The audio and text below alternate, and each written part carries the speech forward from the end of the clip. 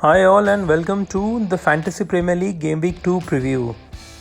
Now Fantasy Premier League Game Week 1 was very interesting in its own ways because what we saw was that there were some great performances by the old legends, I would say, of the game: Mo Salah, Bruno Fernandez, Mikel Antonio, and a couple of others, Marcos Alonso. I think they really made a big difference in the last game week. But we also saw some stellar performances from newly promoted side.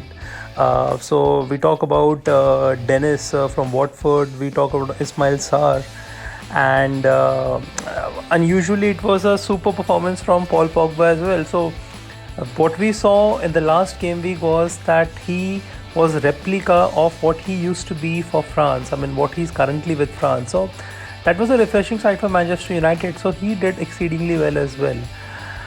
Surprisingly, we saw Tottenham's clean sheet in the last game week, which was absolutely not nobody gave him that chance. But a Kane-less team, Tottenham really did play brilliantly against Manchester City, and that was a shocking result to say for the first game week. Now let's talk about how the game week went and who were the players in the dream team. So if you look at it, majorly you would have a lot of people who performed brilliantly for Chelsea. So the goal with Marcos Alonso and Chalobah. So both of them scored a clean sheet, which was never ever even threatened against. I would say one of the favorites for relegation, Crystal Palace, even though Patrick Vieira has just taken charge. So Chelsea were absolutely brilliant in that game. We had a super performance from Pereira as well, wherein he assisted a goal for Leicester, and of course a clean sheet. And talking about, as I said, Bruno Fernandez, Mo Salah, brilliant hat-trick for Bruno Fernandez, and Salah was equally stunning for Liverpool as well, with 2 assists and a goal at the end. So good solid performances. And Saïd Benrahma again, he was really very good with Antonio, so they worked in tandem. And even though West Ham went 2-1 down in their game, but they came back and won 4-2 against Newcastle. So good performances, solid performances. The dream team score was 150. I mean, that was the highest score which was scored, and there were a couple of surprises. So in the first game week, I think a lot of people are still at the fence that how many transfers they need to make, what kind of people they need to bring in, because the league has not yet settled, and we tend to have faith in the people who have done it in the past as well. But obviously there are some refreshing performances which you need to also see how teams are doing, and hence the subsequent changes should be made. So let's look at game week 2 teams with the easier fixtures. Now there are a lot of matches, as we can see. There are 6 or 7 teams which actually can score a lot of goals, can keep clean sheets in their games, and this is something which I feel would be far.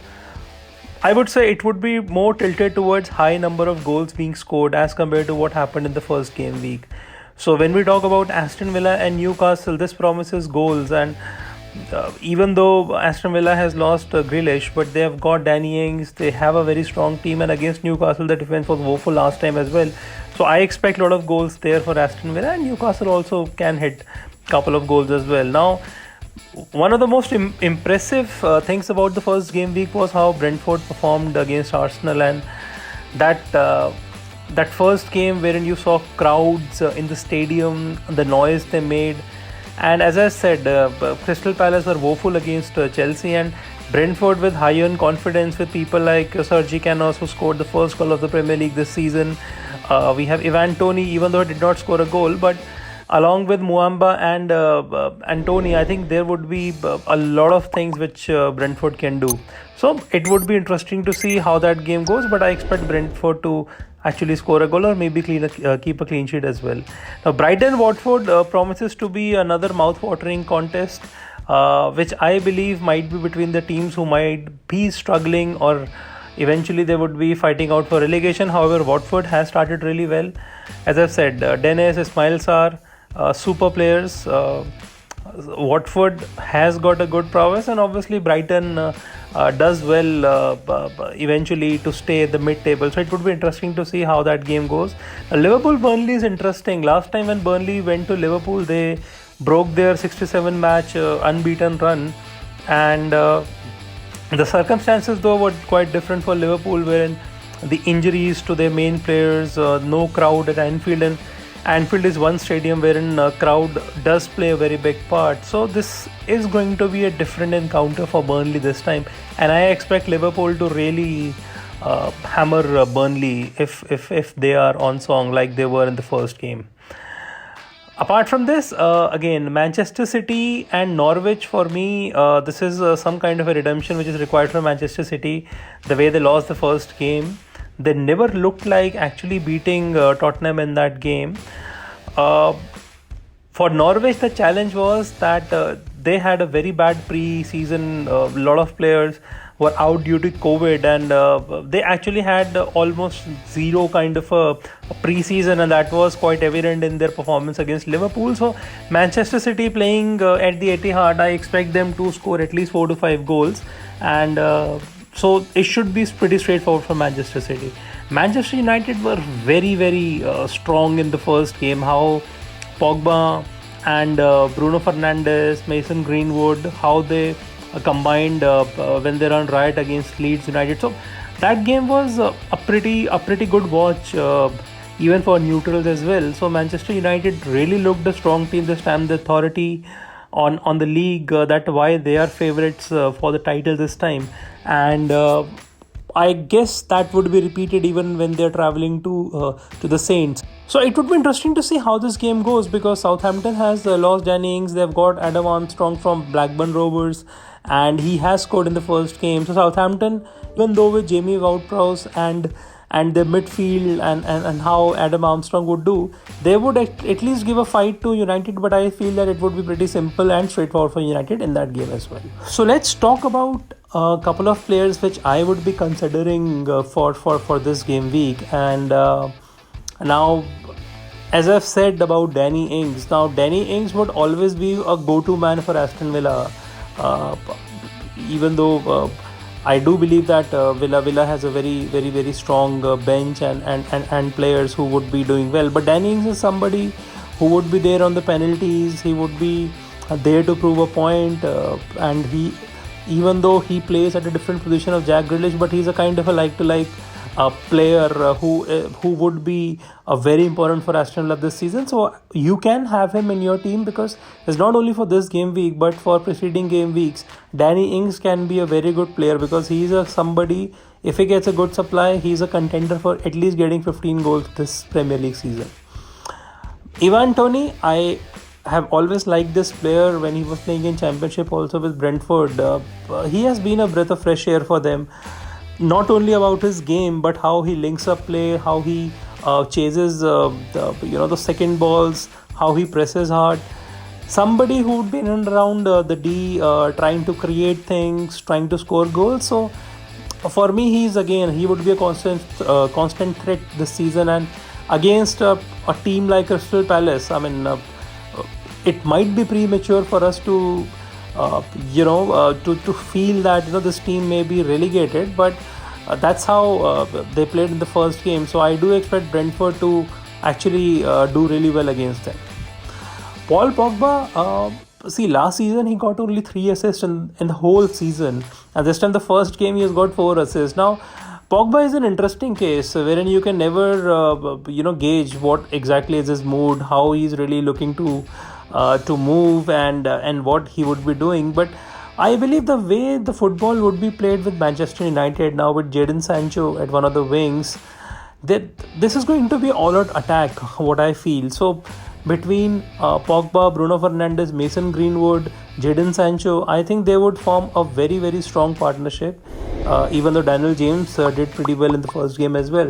But I believe that the class of Manchester United with Varane at the back also now. So I think the defense, because now it looks very strong with Maguire and Varane, I think the midfield can actually go and express themselves, because that is what was evident with Liverpool also when Van Dijk and Joe Gomez were in top form when they were fit. So Liverpool midfield, the forwards, everybody looked as if they had a free license to roam around, and I think that is going to help Pogba also with Varane in the team. Obviously, a Frenchman would also help because it's the same nationality. So it would be good for Pogba, and I believe that he's somebody who is going to reap rewards of the transfer in of Varane. Then Marcus Alonso again. For Marcus Alonso in the last 4 seasons, nobody has scored more goals as a defender than Marcus Alonso. He has scored 22 goals, and he takes the free kicks. He's always a constant threat. The assist, he has got a lot of assist opportunities for Chelsea, and Chelsea, the way they are playing, from the last season where they have actually pegged off. You can see the Champions League winners, extremely powerful team. There is absolutely no weakness you could find. I mean, we used to say that Timo Werner may not be able to score a lot of goals. Now they've got Lukaku, who was sublime for Inter Milan last season. So great signing for them also, and I think Marcus Alonso would have a lot of opportunities to at least assist, link up play, as well as score goals from free kicks as well. Then Mikel Antonio, one of my favorite players for West Ham.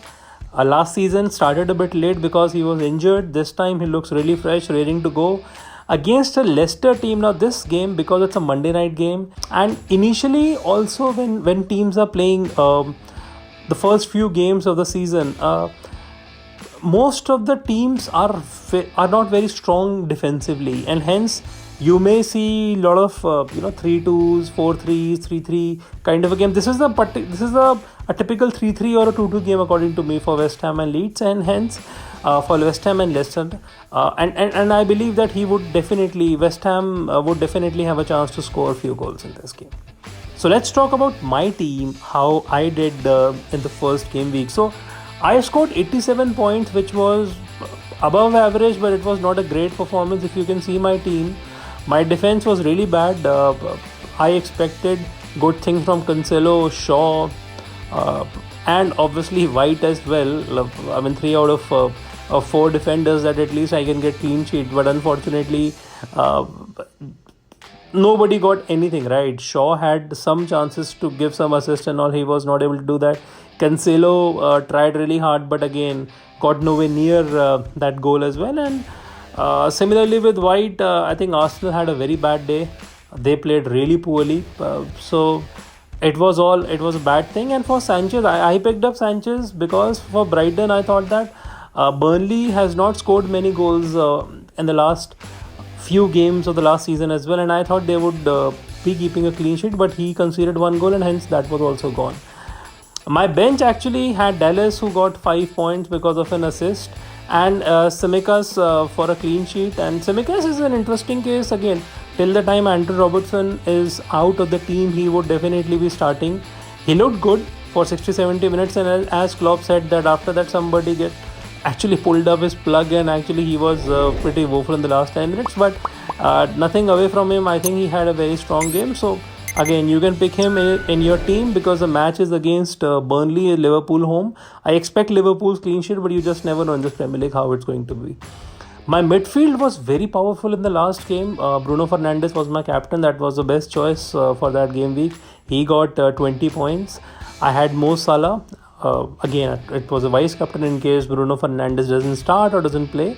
I had this player, and then I had Son. Son also scored the only goal of the game, and I had Ismail Sarr. As I've said the last week also, I think he might have a very strong season. And again, he was somebody who was eyed by a lot of top clubs, and I think just a matter of time before he moves to a top Premier League side, with all due respect to Watford. Good.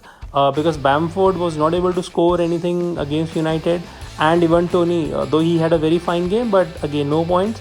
And Puke's I have pegged Timo Puke for maybe next few games, wherein I feel that Norwich, whatever they would be doing in this league, he would be central to most of their moves which are going to be there.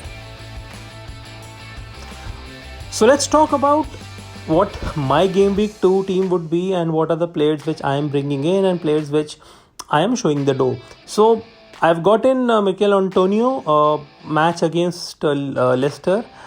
Home game, I think that West Ham would definitely be on the attack. As I've said, Monday night game. I think you can expect a goal at least from Antonio in this game. That's what I think. That's why I've got him in the team. I had to take out Bamford again. It was a tough call considering they have a match against Everton home, but again that's a budget thing which I had to balance also, because I wanted to get in Alonso. That was my first thing which I did. Kofal, I thought that against Leicester it would be slightly difficult for West Ham to keep a clean sheet, so I thought that I got Alonso. Now Chelsea has a game against Arsenal and the next game against Liverpool. So Alonso may not give you points for clean sheets in at least one of the two games, but he would always be a constant threat. As I said, as a defender, definitely need to have him in your team as well. And Kofal, I thought that maybe not so good. So that's a team which I have picked. I hope I do better with my ranking. My ranking was around 1.4 millions out of 7.4 million. So that was kind of maybe in the top 15-16%. Maybe I just want to get into top 10% as soon as possible. So let's see how it goes. My captaincy picks for this game week, again, I think last game week I got it right. A lot of people got it right because of Bruno Fernandez, Mo Salah. So this time I am going for Mo Salah as my pick. Burnley home, Salah in super form. There is a talk of a contract extension. He wants to make an impression. This is something which Mo Salah and his associates are also craving in. So I believe it is going to be a big haul for Mo Salah. You can never count out Bruno Fernandez because of the player he is, because of the team they are playing against. So Bruno Fernandes would be again favorite. Then Son, since the situation is still not clear with Harry Kane, where is his head, when he's going to be back, he's not even turned up. I mean, he's not been part of the training. So that's my team, and that's how we bring you the fantasy team every week. I would be doing it for the next week, the subsequent weeks also, and you can also check our YouTube channel, our Telegram channel, wherein you would find our Dream 11 teams as well, along with the fantasy team. So if you want to make any individual teams of all the matches, you can find it there as well, and I would also have my team for you to see. So thank you so much. It's always a pleasure to discuss about what we are doing for this week for the fantasy teams, and really looking forward to a super game week this weekend as well. Cheers.